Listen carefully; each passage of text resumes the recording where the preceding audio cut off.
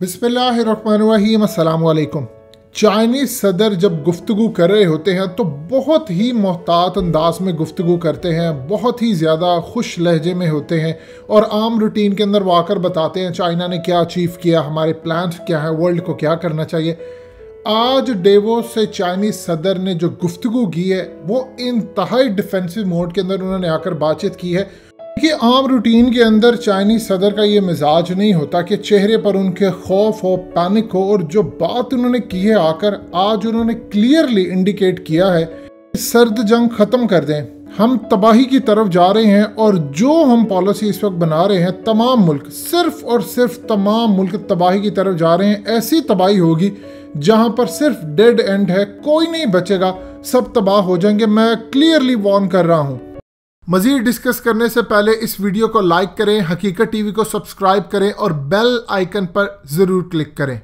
बचा सकते हैं अपने आप को बचा लें और इस खतरनाक पॉलिसी से पीछे हट जाए, क्योंकि अगर अलग होकर रास्ता नहीं चुना तो सिर्फ और सिर्फ तबाही हमारे सामने है। जो इस वक्त तमाम ममालिक ये पॉलिसी अपना रहे हैं सर्द जंग की, इसके बाद फिर बचने का किसी के पास कोई रास्ता नहीं होगा। देखिए, जो चाइनीज सदर ने बात की है, असल में सर्द जंग की पुरानी तो आपको पॉलिसी पता है। अब असल में सूरत हाल है बड़ी ख़राब।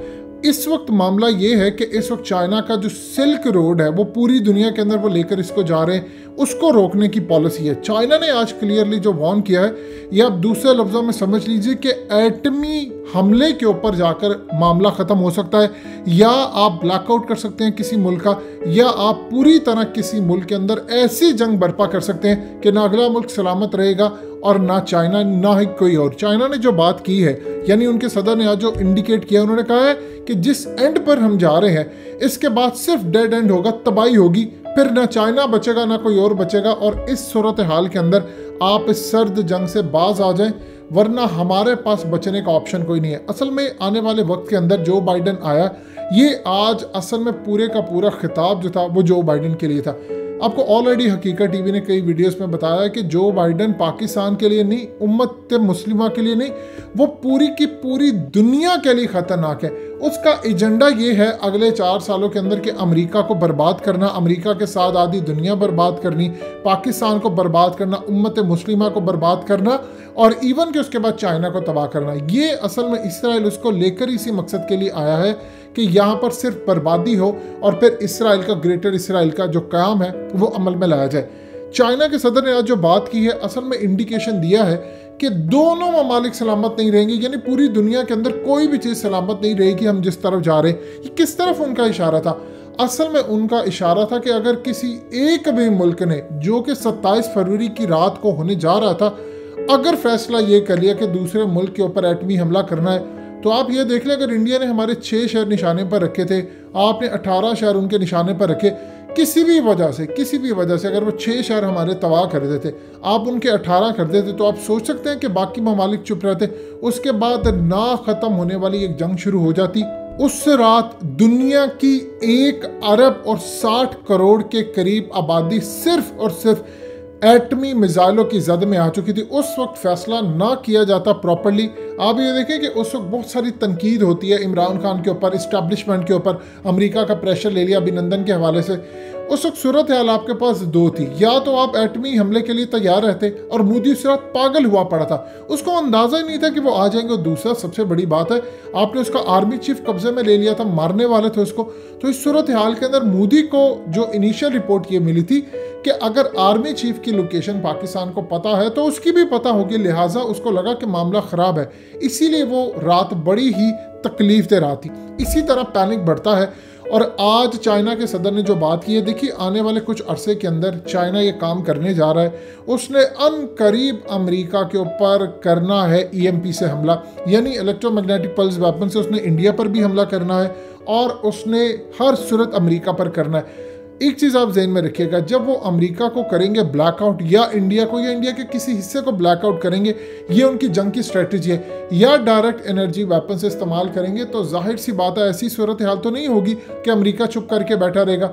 फिर वो पाकिस्तान के ऊपर इसका हमला करेगा। अगर चाइना ने ये स्ट्रेटजी बनाकर रखी है कि उसने इंडिया की गर्दन दबानी है अमेरिका को जवाब देने के लिए, तो जाहिर सी बात है फिर अमेरिका, इस्राइल और दुनिया की बड़ी ताकतें ये कोशिश करेंगी हम पाकिस्तान पर हमला करें चाइना की गर्दन दबाने के लिए। तो इस सूरत हाल के अंदर पूरे का पूरा जो उनका प्रोजेक्ट है उस पर चाइना के सदर ने इंडिकेट किया और ये बहुत बड़ी उन्होंने वार्निंग दी है। उनके चेहरे से खौफ काफ़ी ज़्यादा था। ऐसा नहीं कि वो चाइना शिकस्त खा जाएगा, असल में चाइना ने कभी ऐसी पॉलिसी अपनाई ही नहीं है कि प्रॉक्सी जंगें लड़े, सर्द जंगें लड़े उस मुल्क के खिलाफ, वहाँ से बनाए फोर्स। यानी ये लेवल आ चुका है चाइना का कि पूरी दुनिया के हालात इतने ख़राब है कि 400 अरब डॉलर वो इस मुल्क के अंदर इन्वेस्ट करने जा रहे हैं जिसका नाम है ईरान, जिस पर पूरी दुनिया की पाबंदी लगी। उसको पता है कि कल को अमेरिका और इसराइल ने जब लड़ने के लिए आना है तो मैं दूसरे ममालिक के अंदर ईरान को भेजूंगा कि वो जाकर इनके खिलाफ लड़े। आप ये सोच लें कि एक दफ़ा ये जंग शुरू हो जाती है तो उसके बाद सूरत हाल क्या रहेगी, आपको खुद अंदाज़ा होना चाहिए कि मामला किस तरफ जा सकता है। लिहाजा हमें हर सूरत ये चीज़ मैनेज करनी है कि जंग से बच सके।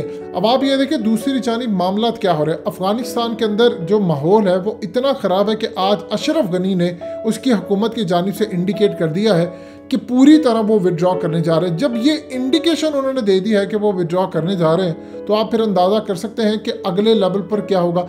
अफगानिस्तान से इस दफ़ा टारगेट ख़ास तौर पर KPK नहीं है, उन्होंने कोशिश ये करनी है कि बलूचिस्तान को टारगेट करें और बलूचिस्तान के अंदर CPEC को करें। उनका एजेंडा ही यही है। देखिए पहले इंडिया काफ़ी अरसे से CPEC के खिलाफ काम करता रहा, अमेरिका ने इसको पुश किया। ये जो याद रखिएगा CPEC के खिलाफ जो प्रोपेगेंडा और ये तमाम चीज़ें हुई थी जनरल राहील शरीफ के दौर के अंदर, ये तमाम जो इकदाम थे इस पर प्लानिंग हो रही थी चाइना के साथ, तब जो बाइडेन वाइस प्रेसिडेंट था। आप इस चीज़ को अपने जहन में ज़रूर रखिएगा, उस वक्त वाइस प्रेसिडेंट जो बाइडेन था और उसी ने इंडिया को आगे लगाकर काम शुरू किया। अब जब वो प्रेसिडेंट बन चुका है, वो उस कुर्सी पर आ चुका है जहां पर आकर उसने लीड करना है, तो जाहिर सी बात है फिर चाइना जवाब देगा। चाइना को चाहे अमेरिका के ऊपर हर तरह की टेक्नोलॉजी से हमला करना पड़े, मिडिल ईस्ट के अंदर अरबों के खिलाफ जाकर उसको अमेरिकी फौजी अड्डों पर हमला करना पड़े, और चूंकि अमेरिका अब ताइवान के हवाले से बड़ी एग्रेसिव पॉलिसी अपनाने वाला है, इवन के अनकरीब आपको नजर आएगा कि अमेरिका प्लान ये कर रहा है कि ताइवान को रिकग्नाइज करने जा रहा है। देखिए ताइवान को रिकग्नाइज करना, आज तक आपने कभी चाइना को इतना एग्रेसिव नहीं देखा होगा, यानी हर लिहाज से, यानी इस लेवल पर भी वो आ जाएगा कि वो अमेरिका के अड्डों पर बराह रास्त अपने मिसाइल निशाने पर लगा सकता है। जब किसी मुल्क के अंदर कोई भी ऐसा शख्स उठ खड़ा हो और कहे कि वो ताइवान को रिकग्नाइज करने जा रहा है। चाइना की आप पॉलिसी इस तरह समझे कि वो कहते हैं कि हम 1 इंच लैंड नहीं देंगे, तो जब आप ताइवान को सपोर्ट करके ये कहेंगे कि आज से 1 चाइना पॉलिसी और 2 सिस्टम को नहीं मानते, जबकि 2 चाइनीज कंट्रीज जो कि एक ताइवान रिलेटेड होगी और एक चाइना की अपनी होगी और 2 सिस्टम होगा, हम इसके तहत चलेंगे, तो फिर आप सोच रहे हैं आप चाइना को किस लेवल पर